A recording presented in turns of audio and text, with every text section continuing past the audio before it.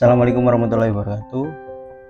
Perkenalkan, nama saya Hanif Lukman Hakim dari SMK Negeri 1 Lebak Parang, Kabupaten Pekalongan. Pada kesempatan hari ini saya akan memaparkan mengenai tugas dari LMS di program upscaling dan rescaling kelas akuntansi C, seperti itu. Untuk LK Unit 3 mengembangkan program pembelajaran, sumber pembelajaran, dan perangkat asesmen. Dari program tersebut telah tersusun perencanaan pembelajaran untuk deep learning mengenai akuntansi keuangan fase E di SMK. Seperti itu. Jadi langsung saja kita akan melakukan pemaparannya. Yang pertama di sini ada identifikasi. Untuk identifikasi sini adalah bertujuan untuk mengidentifikasi apakah peserta didik itu memiliki pengetahuan dasar mengenai akuntansi keuangan secara dasar, seperti itu. Dan juga pemahaman mereka tentang akuntansi keuangan secara lebih rinci, mulai dari tiap akun yang sudah dipelajari yang masih sangat bervariasi. Latar belakang peserta didik juga berbeda dalam hal pengalaman mengenal akun kas, terutama kas kecil. Oleh karena itu, peserta didik membutuhkan pembelajaran yang menggabungkan pengalaman secara konkret atau nyata yang berkaitan dengan kas kecil itu sendiri, seperti itu. Itu adalah identifikasi awal dalam modul untuk RPP Deep Learning ini. Selanjutnya mengenai materi pembelajarannya, di sini saya mengambil materi kas kecil dengan metode kas kecil. Selanjutnya pemeriksaan kas kecil. Untuk dimensi profil lulusan, di sini saya mengambil kurang lebih 3 poin, yaitu penalaran kritis, kolaborasi, dan komunikasi, seperti itu. Selanjutnya untuk CP-nya atau capaian pembelajaran, di sini peserta didik mampu memahami kas kecil. Kemudian untuk lintas disiplin ilmu itu terdapat 4 yang saya ambil. Yang pertama ada ilmu hukum. Ini bertujuan untuk mengkaji aspek hukum penyalahgunaan kas kecil di sebuah perusahaan. Kemudian ada etika, atau mudahnya itu di PPKN, seperti itu ya. Di sini digunakan untuk menelaah nilai-nilai etika dan tanggung jawab moral dalam penggunaan kas kecil, terutama di perusahaan. Selanjutnya ada lintas ilmu di matematika. Di sini untuk mengembangkan kemampuan perhitungan kas kecil, seperti itu. Kemudian yang terakhir ada sosiologi. Di sini untuk mempelajari dampak sosial dan budaya di perusahaan terhadap pengelolaan kas kecil. Selanjutnya mengenai tujuan pembelajaran. Di sini terdapat 3 tujuan pembelajaran yang saya susun. Yang pertama, peserta didik mampu menjelaskan konsep dasar dari kas kecil. Yang kedua, peserta didik mampu menganalisis metode pencatatan kas kecil di perusahaan. Kemudian yang ketiga, peserta didik akan metode pencatatan kas kecil di perusahaan. Kemudian untuk topik pembelajarannya, di sini pemahaman kas kecil dan pencatatan metode kas kecil dalam akuntansi keuangan perusahaan. Untuk desain pembelajaran selanjutnya yaitu mengenai praktis pedagogisnya. Di sini saya susun menggunakan pembelajaran berbasis PBL atau pembelajaran berbasis masalah, di mana peserta didik nantinya akan bekerja dalam kelompok untuk menganalisis kas kecil dan membedakannya dengan akun kas kecil lainnya, serta mencatat perhitungan metode kas kecil di perusahaan. Kemudian desain pembelajaran selanjutnya ada mitra atau kemitraan pembelajaran. Karena ini SMK ya, paling tidak ya ada sedikit mitra atau kemitraan untuk pembelajaran di materi kas kecil ini. Di sini saya susun dalam kemitraannya yang pertama dengan guru di bidang studi lain, yang tujuannya adalah untuk kolaborasi dengan guru yang tadi disisipkan dalam lintas ilmu. Ada hukum, etika, matematika, sosiologi. Tujuannya adalah untuk memperkaya perspektif kas kecil di perusahaan. Selanjutnya ada komunitas UMKM. Kerjasama dengan komunitas UMKM lokal atau startup untuk studi kasus nyata dan praktik lapangan. Jadi komunitas UMKM ini biasanya hanya untuk contoh konkretnya di sekitar SMK. Selanjutnya lingkungan pembelajaran. Pembelajaran dilakukan di ruang kelas dan laboratorium komputer atau lab komputer yang mendukung diskusi dan kerja kelompok.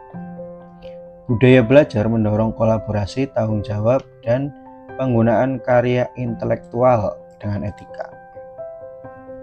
Guru akan aktif memfasilitasi keaktifan peserta didik sambil memantau, sambil memantik supaya siswa itu bisa belajar dengan aktif. Harapannya seperti itu. Selanjutnya pemanfaatan digital. Di sini peserta didik dapat mengakses perpustakaan digital atau sumber hukum terkait kas kecil sebagai bahan pendukung untuk studi kasus. Selanjutnya forum diskusi daring difasilitasi untuk mendukung kolaborasi dan diskusi kelompok. Penilaian formatif dan sumatif dilakukan secara luring, jadi bukan daring lagi tapi luring, untuk memantau kemajuan dan memberikan umpan balik secara langsung. Kemudian menuju ke langkah-langkah pembelajaran. Di tahapan awal di sini disisipkan prinsip berkesadaran dan bermakna.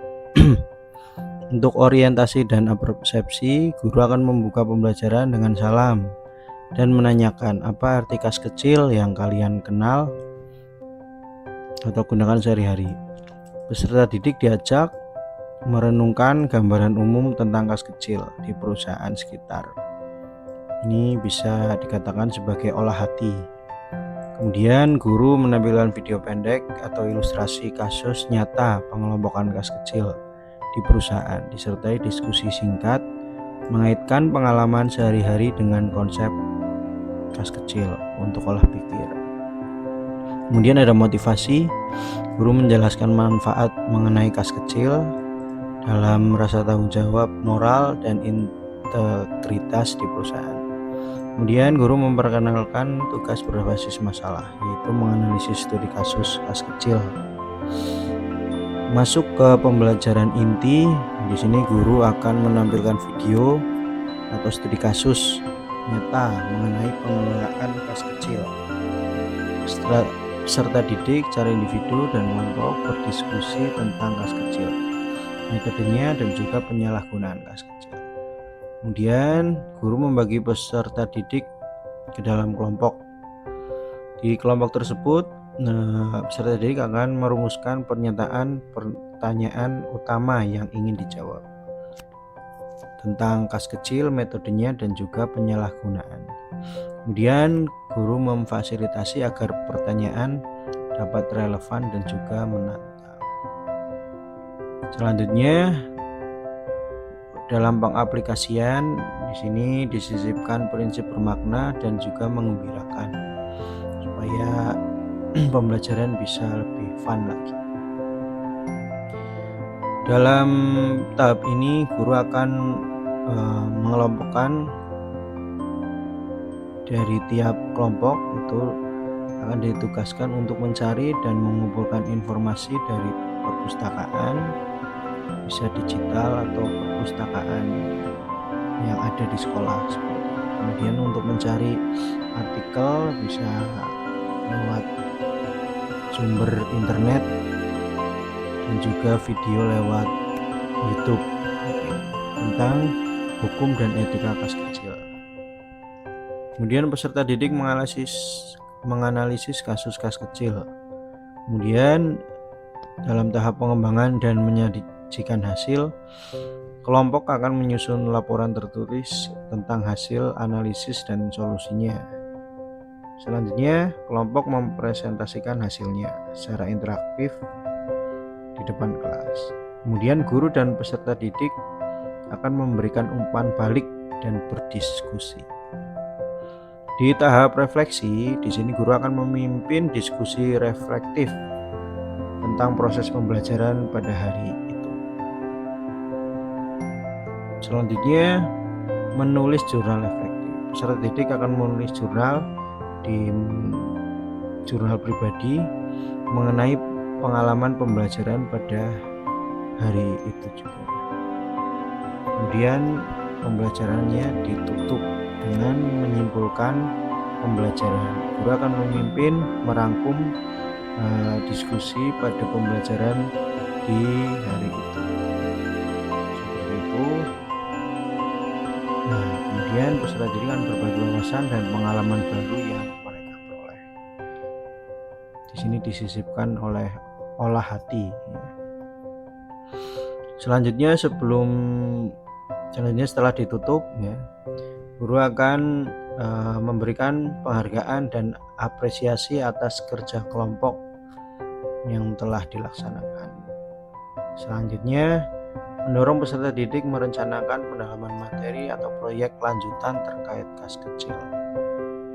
Seperti itu untuk pembelajaran deep learning di materi kas kecil pada mapel akuntansi keuangan.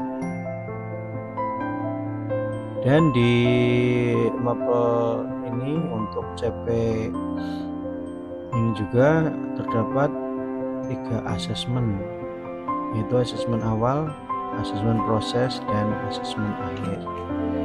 Untuk asesmen awal di sini menggunakan metode kuis singkat dan diskusi pemantik.